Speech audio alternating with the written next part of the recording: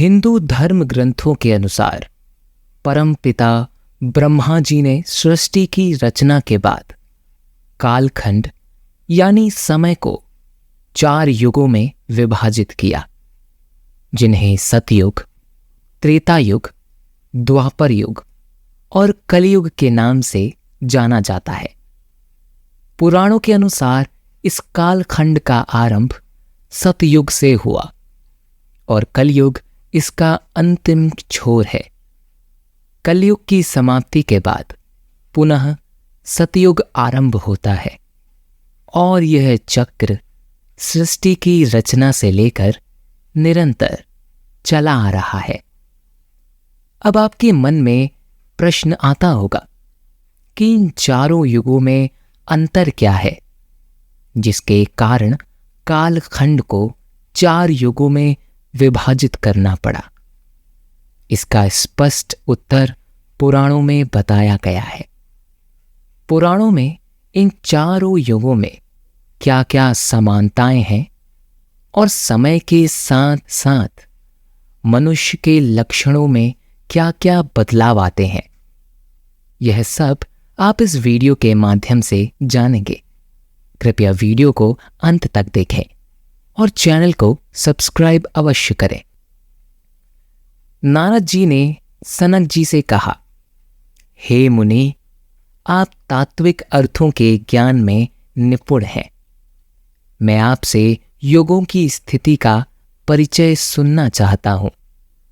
श्री सनत जी ने कहा, हे महाप्रज्ञ, तुम्हें साधुवाद है। तुमने बहुत अच्छी बात पूछी है। मैं समस्त जगत के लिए उपकारी युग धर्म का वर्णन आरंभ करता हूं।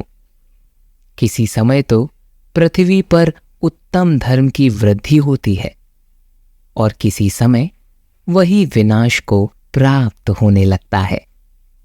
सतयुग, त्रेता, द्वापर और कलयुग, ये 4 युग परमपिता ब्रह्मा जी के द्वारा बनाए गए हैं। इनकी आयु 12,000 दिव्य वर्षों की है। एक दिव्य वर्ष में 12 साधारण वर्ष होते हैं और वे चारों युग उतने ही 100 वर्षों की संध्या और रात्रि से मुक्त होते हैं। इनकी काल संख्या सदा एक सी ही होती है।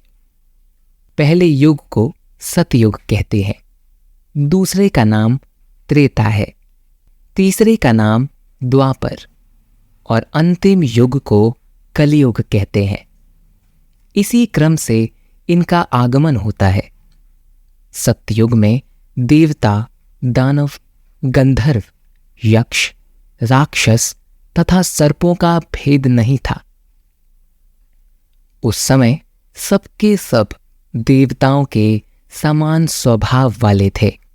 सब प्रसन्न और धर्मनिष्ठ थे। क्रय विक्रय का व्यापार और वेदों का विभाग नहीं था।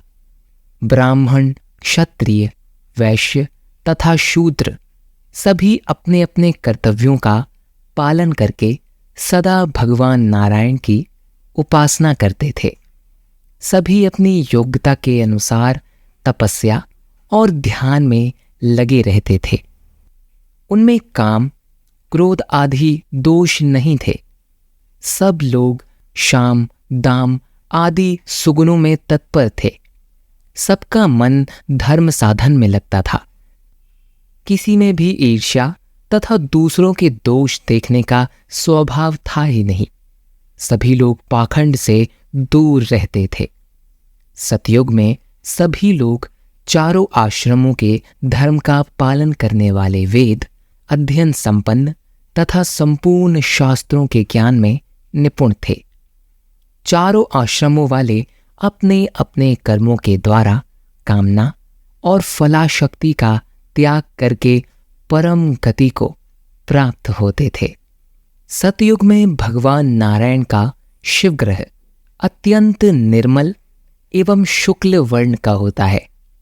हे मुनिश्रेष्ठ, त्रेता युग में धर्म एक स्तर नीचे चला जाता है, यानी सतयुग की अपेक्षा 1/4 कम लोग धर्म का पालन करते हैं, भगवान के शरीर का रंग लाल हो जाता है। उस समय जनता को कुछ क्लेश भी होने लगता है। त्रेता में सभी लोग क्रिया योग में तत्पर रहते हैं। यज्ञ कर्म में उतनी निष्ठा होती है। वे नियम पूर्वक सत्य बोलते, भगवान का ध्यान करते, दान देते और न्याय युक्ति प्रतिक्रिया भी स्वीकार करते। अब तुम द्वापर युग का वर्णन सुनो। द्वापर में धर्म के 2 ही पैर रह जाते। भगवान विष्णु का वर्ण पीला हो जाता है और वेद के 4 विभाग हो जाते हैं। उस समय कोई कोई असत्य भी बोलने लगता है। ब्राह्मण आदि वर्गों में से कुछ लोगों में राग द्वेष आदि दुर्गुण आ जाते हैं। कुछ लोग स्वर्ग और उपवर्ग के लिए यज्ञ करते हैं। कोई धन आदि की कामनाओं में आसक्त हो जाते हैं। कुछ लोगों का हृदय पाप से मलिन हो जाता है। द्वापर में धर्म और अधर्म दोनों की स्थिति समान होती है। अधर्म के प्रभाव से उस समय की प्रजा क्षीण होने लगती है। हे मुनीश्वर, द्वापर युग में मनुष्य कम आयु के होंगे।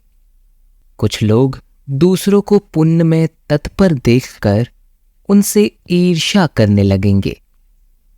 हे ब्राह्मण, कलयुग आने पर धर्म का एक ही पैर शेष रह जाता है।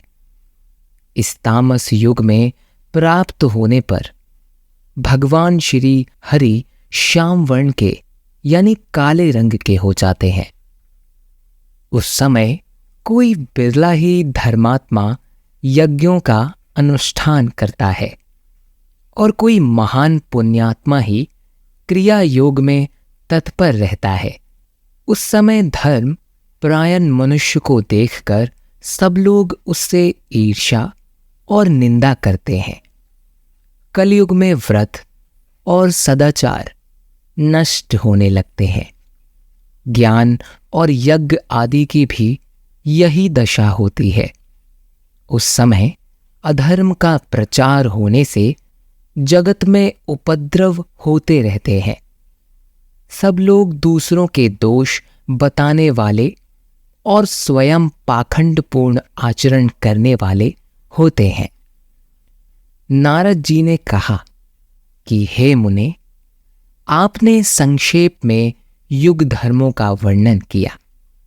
कृपया आप कली का भी विस्तार पूर्वक वर्णन कीजिए, क्योंकि आप धर्मज्ञों में श्रेष्ठ हैं।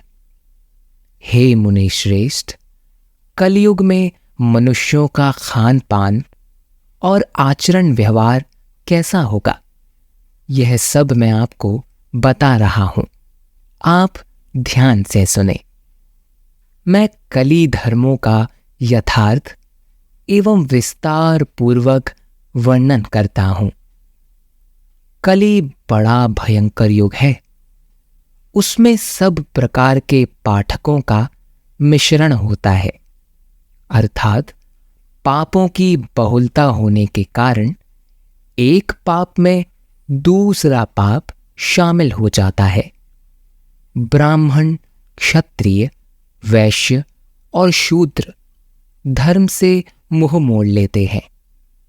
घोर कलयुग प्राप्त होने पर सभी ब्राह्मण वेदों से विमुख हो जाते हैं। सभी किसी न किसी बहाने से धर्म में लगने का नाटक करते हैं। सब दूसरों के दोष बताने वाले होंगे। सबका अंतःकरण व्यर्थ अहंकार से दूषित होगा। लालची पंडित भी सत्य से दूर रहेंगे। मैं ही सबसे बड़ा हूं, इस प्रकार सभी परस्पर विवाद करेंगे। कलयुग में सब मनुष्य अधर्म में आसक्त और झूठ बोलने वाले होते हैं। इन्हीं कारणों से कलयुग में सभी मनुष्यों की आयु कम होगी। हे ब्राह्मण, थोड़ी आयु होने के कारण मनुष्य शास्त्रों का अध्ययन नहीं कर सकेंगे और विद्या अध्ययन शून्य होगा, जिसके कारण उनके द्वारा बराबर अधर्मपूर्ण बर्ताव होता रहेगा। कलयुग में उत्तम मनुष्य नीच हो जाएंगे और नीच मनुष्य उत्तम हो जाएंगे। देश का राजा व शासक केवल धन संग्रह में लगे रहेंगे और अन्यायपूर्ण बर्ताव करेंगे। वे अधिक कर लगाकर प्रजा को पीड़ा देंगे। पति अपनी धर्मनिष्ठ पत्नी के होते हुए भी व्यभिचार में फंसकर पराई स्त्रियों से संबंध करेगा। पुत्र पिता से और सारी स्त्रियां पति के द्वारा पति से द्वेष करने लगेंगी।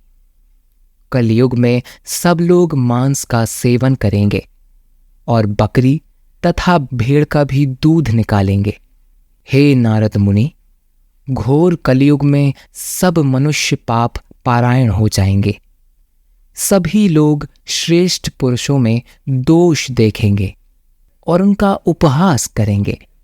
लोग नदियों के तट पर अनाज बोएंगे। पृथ्वी फलहीन हो जाएगी। बीज और फूल भी नष्ट हो जाएंगे। युवतियां प्रायः वेश्याओं को अपने लिए आदर्श मानकर उनकी अभिलाषा करेंगी। ब्राह्मण धर्म बेचने वाले होंगे। स्त्रियां अपना शरीर बेचेंगे तथा ब्राह्मण वेदों का विक्रय करने वाले होंगे। ब्राह्मण धन के लिए लालायित होकर नियमों का पालन नहीं करेंगे। लोग व्यर्थ के वाद विवाद में फंसकर धर्म का आचरण छोड़ देंगे। ब्राह्मण केवल दिखावे के लिए पितरों का श्राद्ध कर्म आदि कार्य करेंगे। मनुष्य केवल दूध के लोभ से गाय से प्रेम करेंगे। निष्ठावान व्यक्ति स्नान शौच आदि क्रिया छोड़ देंगे। मनुष्य साधुओं तथा ब्राह्मणों की निंदा भी करने लगेंगे। नारद जी ने कहा, हे मुनिश्रेष्ठ, आपने मुझे विस्तार पूर्वक चारों युगों की जानकारी दी, जिसमें कलयुग भी सम्मिलित था। यह सब ज्ञान प्राप्त करके मुझे अभी भी एक प्रश्न विचलित कर रहा है कि मनुष्य इस घोर कलयुग के संताप से कैसे बच सकता है और इस कलयुग में परमात्मा के भजन और मोक्ष के लिए क्या क्या कार्य करना चाहिए।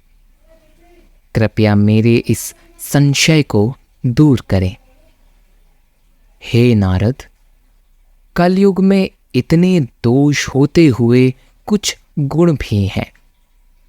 जो लोग भगवान विष्णु की भक्ति में तत्पर हैं, उन्हें यह कलयुग कभी बाधा नहीं देता। सतयुग में तपस्या को, त्रेता में भगवान के ध्यान को, द्वापर में यज्ञ को और कलयुग में एकमात्र दान को ही श्रेष्ठ बताया गया है। सतयुग में जो पुण्य कर्म 10 वर्षों में सिद्ध होता था, त्रेता में 1 वर्ष और द्वापर में 1 माह में जो धर्म सफल होता है, वह कलयुग में 1 ही दिन रात में सिद्ध हो जाता है। सतयुग में ध्यान, त्रेता में यज्ञों द्वारा यज्ञन और द्वापर में भगवान का पूजन करके मनुष्य जिस फल को पाता है, उसे ही कलयुग में केवल भगवान केशव का कीर्तन करके पा लेता है। जो मनुष्य दिन रात भगवान विष्णु के नाम का कीर्तन अथवा उनकी पूजा करते हैं, उन्हें कलयुग कभी नहीं सताता। जो मानव निष्काम भाव से ओम नमो नारायण का जाप करते हैं, उनको कलयुग कभी बाधा नहीं देता।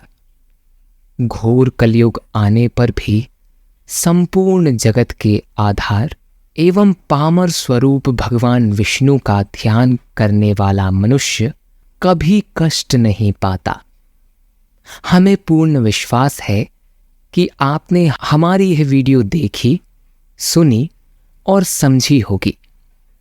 हमारी वीडियो से लाभान्वित अगर आप हुए हैं तो इस वीडियो को लाइक ज़रूर कीजिएगा और ऐसी ही ज्ञानवर्धक वीडियो को देखते रहने के लिए हमारे चैनल को सब्सक्राइब ज़रूर कीजिएगा और कमेंट में जय श्री हरि अवश्य लिखें। मिलते हैं एक और ज्ञानवर्धक वीडियो के साथ। तब तक के लिए जय श्री राम।